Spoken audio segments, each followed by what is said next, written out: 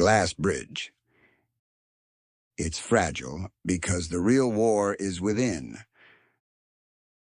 The old you has to die so the true you can live. It's the hardest thing you'll ever do. It's non-negotiable. But on the other side, the sunlight is blinding. I hope to see you there. ICT. I've spent most of my life preparing for war. As a soldier, I learned to identify threats, build plans, and move toward the sound of the guns. As an engineer, I learned that every system has a flaw. Every problem has a root cause, and every failure leaves a trail if you're willing to look for it. For a long time, I thought those two worlds were separate. I was wrong, because the greatest battle I ever fought wasn't overseas. It wasn't against an institution, a bureaucracy, or even the people who betrayed me. The real war was the one inside my own head. I think most people spend their lives believing the enemy is external. We tell ourselves that if we could just fix our job, our marriage, our government, our finances, or the people around us, then we'd finally be at peace. But life has a strange way of stripping away those illusions. Eventually, if you're lucky, or unlucky enough, everything you've built your identity around begins to collapse. Careers end. Relationships break. Institutions disappoint you. People you trusted choose comfort over courage. You discover that some of the deepest betrayals don't come from your enemies. They come from people who are simply afraid. And if you're paying attention, you realize something even more unsettling. The world isn't actually asking you to defeat those people. It's asking you to confront yourself. The old traditions called it wrestling with demons. Psychologists call it integrating the shadow.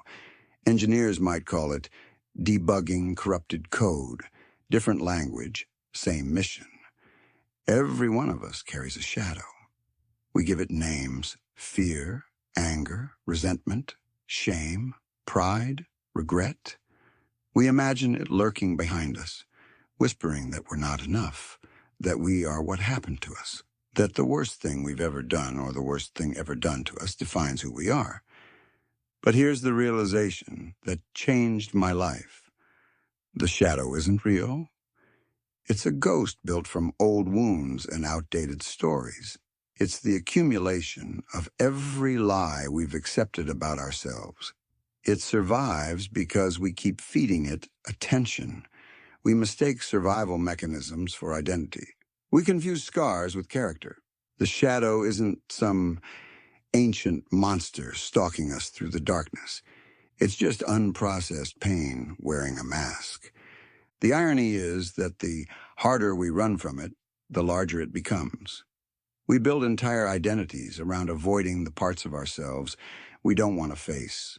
We chase status, money, power, approval, success, anything that keeps us from sitting quietly with our own thoughts. But there is no way around it. At some point, life corners you. You have to stop running. You have to turn around. And when you finally face the thing you've been afraid of your entire life, you discover something almost laughably simple. There was never a monster standing behind you. It was just you, scared, tired, carrying wounds you never deserved, trying to survive with the tools you had at the time. That realization is what I would call full capitulation. Not surrender to another person.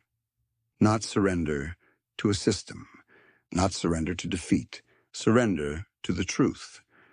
Only then do you begin to understand who everyone else really was and who you are. The masks fall away. The stories stop serving you. The ego that spent years trying to prove itself finally runs out of excuses. And then comes the hard part. You have to let the old version of yourself die. Not pieces of it, not the convenient parts, all of it. The resentment, the fear, the need to be right, the need to be seen, the need to carry every old burden because at least it feels familiar. You have to kill the old you completely to find the true you. It will be the hardest thing you have ever done. It is non-negotiable because there is no shortcut. No amount of success can do it for you. No external victory can substitute for internal peace.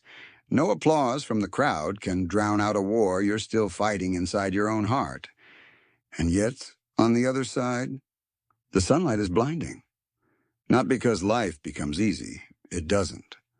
Not because pain disappears, it won't. The sunlight comes from finally realizing that you are no longer divided against yourself. You stop carrying what was never yours to carry. You stop chasing validation from people who cannot give you peace.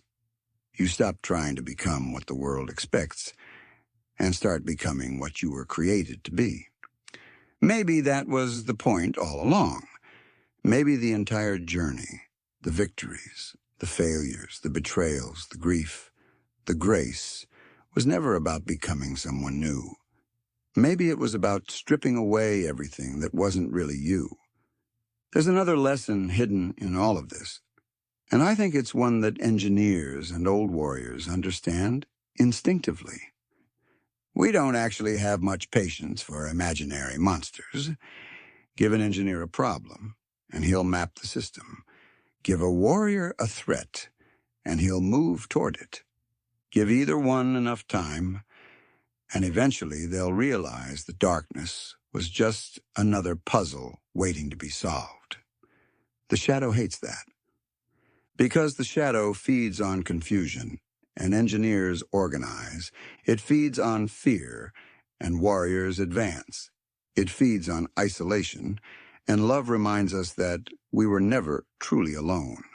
So maybe the final lesson isn't to conquer the shadow. Maybe it's to laugh at it. To look that insecure, angry, frightened little voice in the back of your head, that old survival mechanism, that old version of you, that little D-bag who's been running the show for far too long, and simply say, I know who you are now. You don't get to drive anymore. I used to think the mission was changing the world. Now I think the mission is simpler. Hold the line, tell the truth, love the people in front of you, build things that matter, leave the world a little better than you found it, and never confuse the shadow for the self. Because the real war is within, and the beautiful secret waiting for all of us on the other side is this. The shadow was never real. It was only the absence of light, and the light was inside you the whole time.